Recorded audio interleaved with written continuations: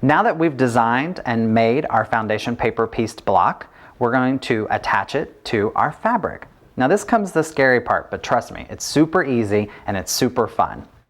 So you have your block, you're going to set your block to the side, and you have your fabric. I like to pre-iron my fabric, and some people say that's a no-no, but I actually like to get all the creases out before I start to sew. It just makes it a little bit easier. I don't ever pre-wash my fabric. I know that's also probably a no-no, but whatever. So I have my fabric ready, and I have my block. And this is the fun part, because you're going to start to cut your fabric to start to sew your block together. And you have to kind of decide at this point what you want your flying geese block print to be, solid stripe, and then your sort of like wings, if you will, what these are going to be as well. So what I'm going to do is actually use, for the flying geese blocks, I'm going to use the floral print. And I love to use half yards when I'm making blocks because it gives me a little bit of room to play with. Fat quarters are okay if you're doing something small, or you can use scraps. That's the good thing about foundation paper piecing, is it works great for scraps. So once you have it, now some foundation paper piece techniques you'll read about or see about, they actually want you to pre-cut the fabric to fit within these blocks. I don't like to do that because it doesn't really give me much room to play. The only thing I like to do is just kind of give myself a gauge of how wide the fabric is going to be. And again, we're starting with this first block. This is our flying geese. So I need the fabric to, wide enough to cover my 1/4 inch seam allowance, and then a little bit extra on the side so that I can trim it down to create the finished block. So we're going to line up our fabric. And I tend to cut in strips because, again, it gives me a little bit of room to play with. And you can kind of see here that I have enough fabric between where I drew and the end of my fabric where my salvage is. I might give myself a little bit more room to play with. And then we're actually going to cut again. You're going to make sure that you have enough for 1/4 inch seam allowance. And you'll see that start to take shape once we start to sew. So I'm going to come here and cut. I'm just following the lines. And then,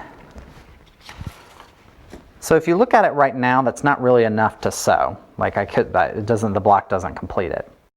So because I folded this in half, I now have enough room to where I can cover my block. And again, you're just going to kind of gauge it, giving yourself enough room to play with. I'm letting a lot hang off the edges, and that's pretty good. And you're going to need 2, so I have, because I folded my fabric in half, I have 2 layers here, which is great.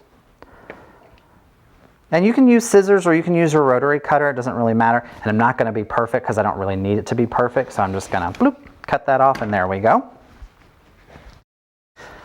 So this is the start of our flying geese block.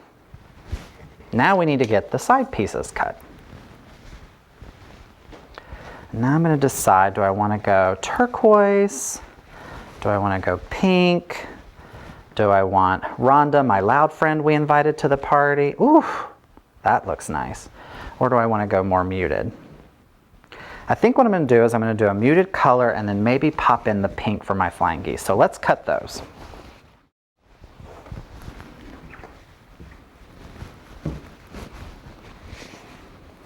So again, you're going to fold this in half.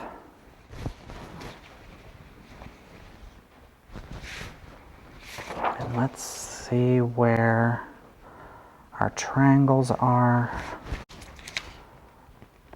Maybe I give myself a little bit more room. And this is the tricky part because you're actually going to be sewing right sides together. You want to make sure that you have enough fabric that will cover this stitch line here because you're going to fold this back over.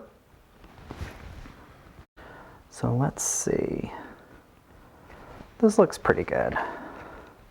So I'm just going to slice that myself. Again, I'm not using a ruler. It doesn't have to be super perfect. And then I want to make sure that I have enough here to cover myself. Probably want to use this side first. So you're going to be sewing it this way to fold over this way. Yeah, so we can just trim this down a little bit. Again, you can use these scraps for any other project. We're not super wasteful here. And there we go, that's enough to cover that block. So when you put it together, This will kind of give us a gauge. Yeah, that looks pretty good. So you're going to do the same for your other side.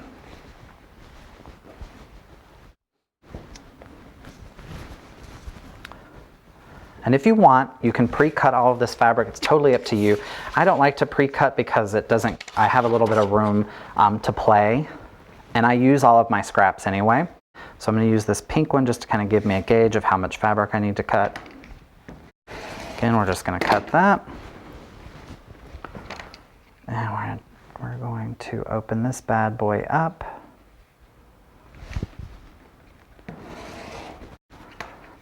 Uh-oh. And there's our other side of our flying geese block. So 1, 2, and 3. Look at that. You can already start to see that it's starting to take shape.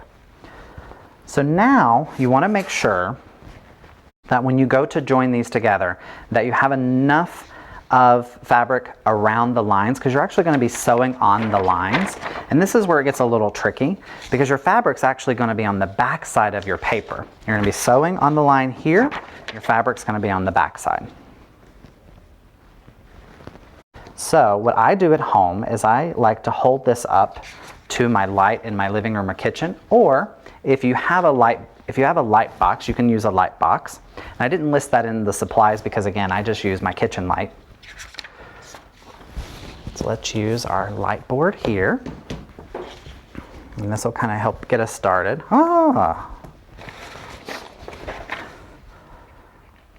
So imagine this was your kitchen light and you were holding it up there, and you're going to see your lines, and this is the first block we're going to sew, and this is the first one that we cut. Okay, so I'm making sure that I have enough to cover all of that up. And then the pink one is the one we're going to sew first. So it's on this side. And the interesting thing about foundation paper piecing is it's actually the reverse of the block. So just keep that in mind when you're piecing it. And so there's our second block, and there's our second line. So we want to make sure that our pink right sides together. So right side of the floral is up, the right side of the solid. There's really no right side or wrong side to solid. And then you want to make sure that you leave enough of the pink that creates the 1/4 inch seam allowance. So here's our line, and we want to make sure that we come a 1/4 inch over. So you want to make sure that you have a 1/4 inch away from that line of excess fabric so that you capture that 1/4 inch. And that looks pretty good to me. So now we're going to sew it. I typically don't pin when I foundation paper piece. You can. It might help you if you're starting out with this, just to kind of pin your pieces of fabric in place when you go to sew. But I don't do it, again, because I have a little bit of excess and I can play. So I have my coordinating thread in here. I'm using a white. It's a great neutral. Pretty much goes with everything. If you're using darker fabrics, you want to use a darker thread. I have a 90-14 sewing needle, and then I've set my stitch length to 1.6. That's very crucial because the shorter the stitch length, the easier it's going to be to remove the paper when we're done sewing. So let's get going. Now I'm starting a 1/4 inch away from this line here. We're sewing on this line, and that'll give me a little bit of wiggle room when I trim down to a 1/4 inch seam allowance. Okay, put this in, start our needle, and then you're just following the line to create the first part of your flying geese block.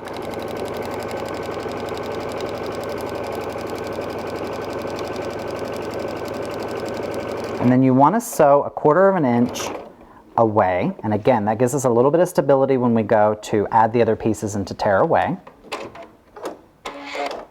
Okay. Now comes the fun part of trimming our 1/4 inch seam allowance. So you have your stitches here, you have your stitches on the back side, and what you're going to do is, because you want to get this 1/4 inch seam allowance, you're going to flip it over, but you need something to kind of gauge, kind of help stabilize this a little bit. And you can fold it if you want, or this is where you could insert your cardstock. But you're going to trim this away 1/4 inch. 1/4 inch, 1/4 inch. And then I like to save these pieces for another project, or I might actually be able to use it on this project.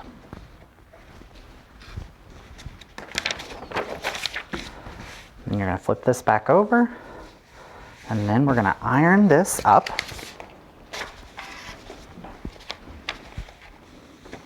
Give it a good press.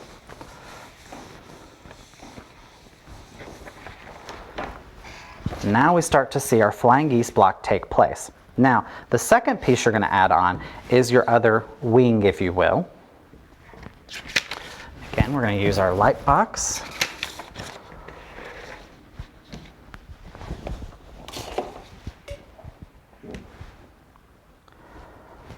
So we can see our line here. This is where we've added our first piece. You're going to put right sides together. Make sure that you have enough room for your 1/4 inch seam allowance. That looks really good. We're going to take it to the sewing machine and sew this side down. Again, starting out away from the line.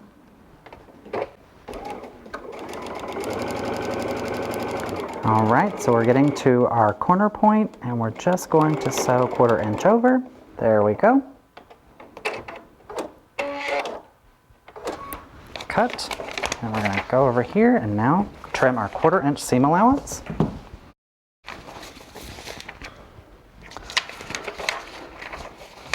So this is the line we just joined. We're going to use our cardstock. Greeting card works as well, just depends on how big your project is. We're going to fold back so that this greeting card or cardstock lines up to your seam. And you'll notice here it looks a little crazy because of where we sewed over. It's totally okay. You're just going to pop those stitches out like that. And then again, trim our 1/4 inch seam allowance.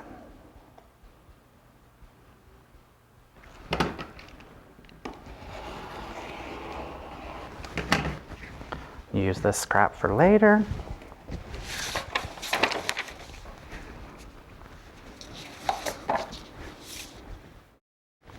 Ta-da! Now we're going to press this back.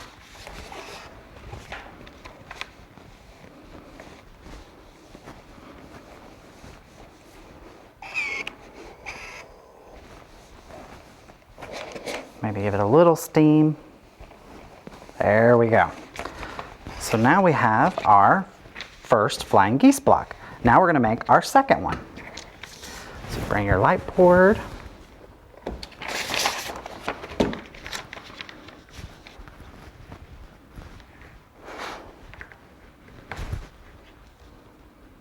And this is totally okay. You can trim this part of the fabric off if you want. I'm just going to leave it again. Gives me a little bit of wiggle room, and you can kind of see your seams here, and you can see the line that you're going to add your floral piece to. So that's number 4. So we've done 1, 2, 3. Now we're going to add number 4.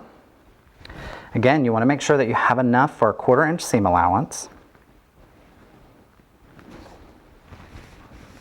And this is where you can do a little bit of pinning and pin it in place, and you're going through all the layers, including your paper, and this will help keep it straight. So let's sew. Again, we're just going to 1/4 inch or so away, so right on the straight of the line. And you'll see here, this is where the corner point of our one flying geese is. You want to make sure that you stay on your line and don't dip in there, or else you'll lose the edge of your geese. All right.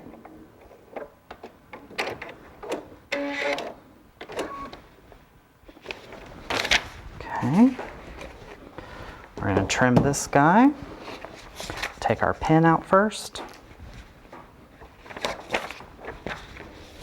Use our cardstock, line it up with a stitch line, pull it back, pop our threads if we need to, and then trim 1/4 inch.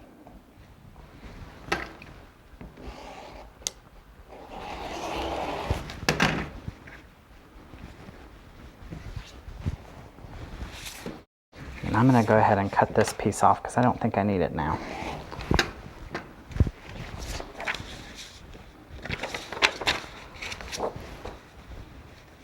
Oh man, look at that perfect point that we have here.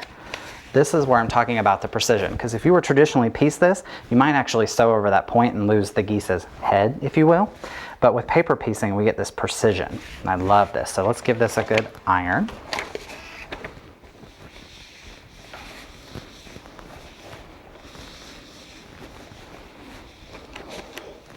Okay. Now we're going to add the rest of our flying geese. So let's bring our light board back over.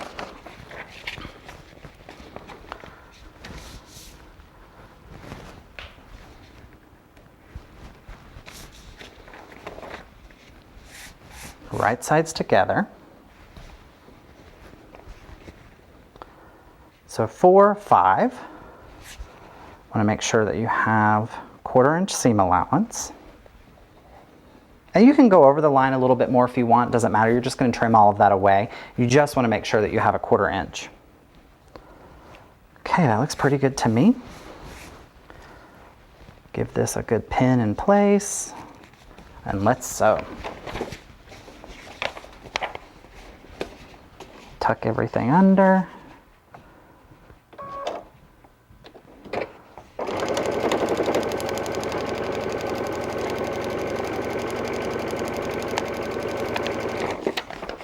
Making sure I'm catching everybody. Again, we're going to stop a 1/4 inch away from our finish line.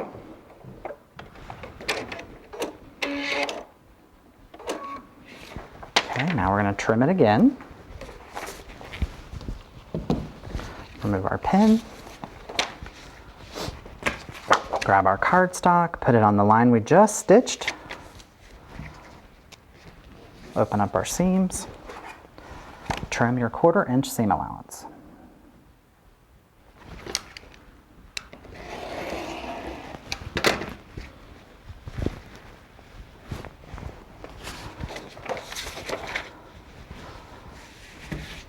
Oh man, I'm getting so excited. This looks so good.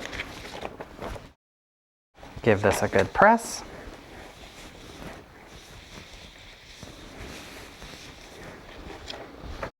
Now bring back your light board to do your final one. Eek, so excited.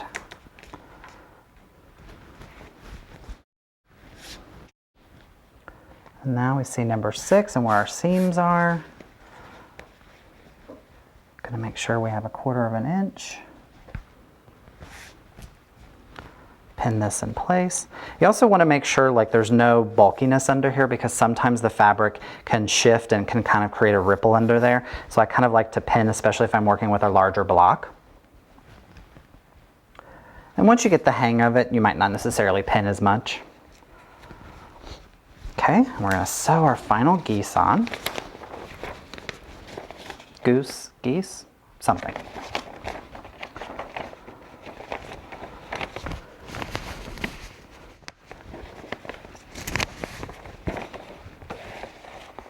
Okay.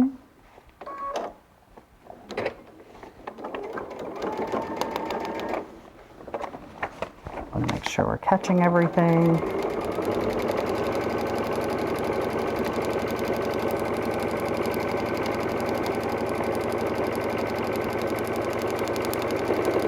Again, sewing 1/4 inch off, cut your thread.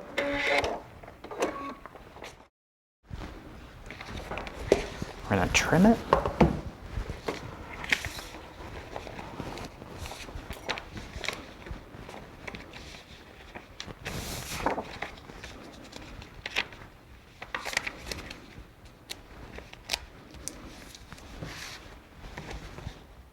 Create our 1/4 inch seam allowance.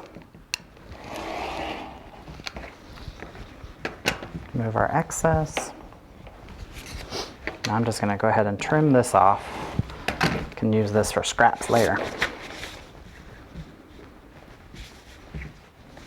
Give this a good press.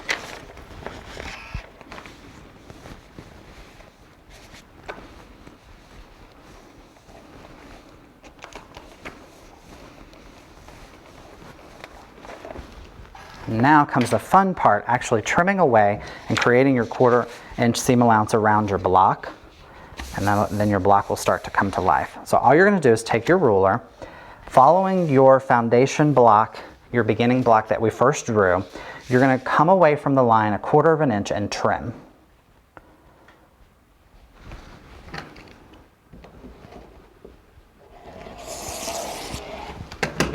And you can use your scissors if you feel more comfortable with your scissors. It's totally up to you. We'll use these pieces later.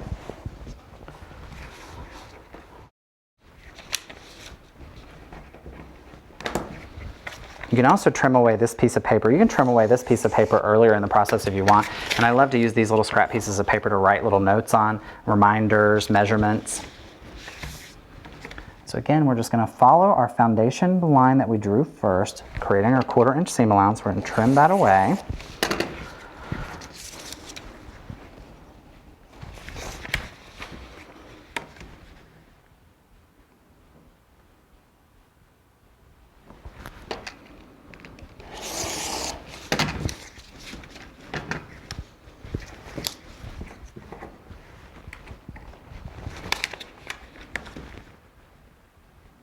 Last one.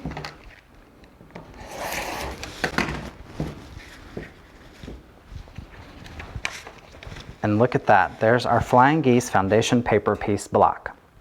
Doesn't that look great?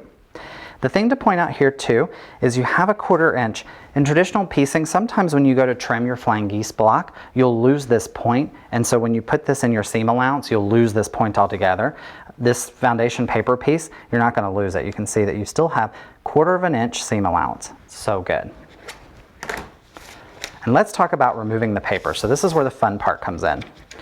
Some foundation paper piece teachers will say leave the paper in and use the paper as part of the foundation of the entire quilt and then remove the paper last. Because we're using a bigger block, I actually like to remove the paper when I'm working on the block. So all you're going to do, it's simple like using a checkbook. Nobody uses a checkbook anymore, but we all remember. You're just going to tear the paper away. Sort of kind of in the order that you stitched it together. Sometimes I have to use a pin to pop open some of the pieces.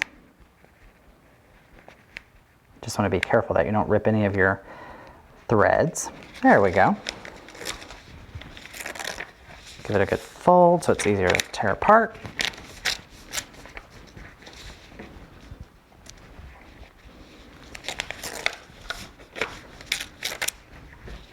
This is also fun for your kids or your spouse to do. You can make all your blocks and then pass this over to them while they're watching TV and they can remove all the paper for you. And then the last one, this is where it gets so exciting. Ah, there we go. There's our Flying Geese paper pieced block. There's no trimming necessary because you've done all the trimming before when we cut away the excess paper. You don't need to trim. Now all you need to do is build the rest of your blocks, so another Flying Geese block, and then the rest of your blocks, and then we're going to put them together.